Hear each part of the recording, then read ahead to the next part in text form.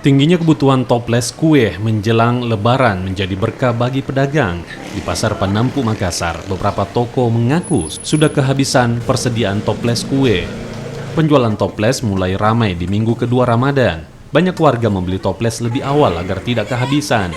Tak kurang 50 dos toples terjual dalam kurun waktu 10 hari selama Ramadan. Perlengkapan rumah tangga juga ikut diborong pembeli. Penjualan bahkan melonjak dari 2 hingga 3 lusin sehari menjadi 50 lusin per harinya. Sudah habis memang, sudah tidak ambil memang. Sampai berapa penjualan tak? Sekitar 50 dos lah semua. Satu lusin itu berapa, Pak? Lusin? Satu lusin. Iya. Itu untuk harga berapa saja tuh toplesnya? 200-an, 205.000, 210 paling. Yang paling murah itu harga berapa?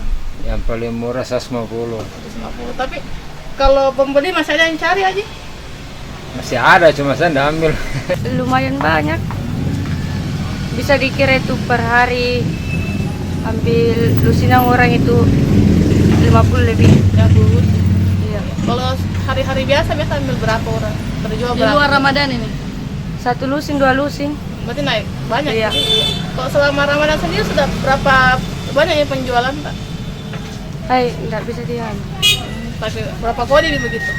Kodi yang keset Sampai berapa kodi tadi? 800. 800 kodi. Selama Ramadan, sekitar 700 kodi kaset terjual. Peningkatan di bulan Ramadan ini karena banyaknya pesanan dari dalam kota dan luar kota Makassar. Berkah Ramadan seolah tak pernah habis, khususnya bagi para pedagang pasar yang menjual berbagai kebutuhan warga. Nila Rustam, Kompas TV, Makassar.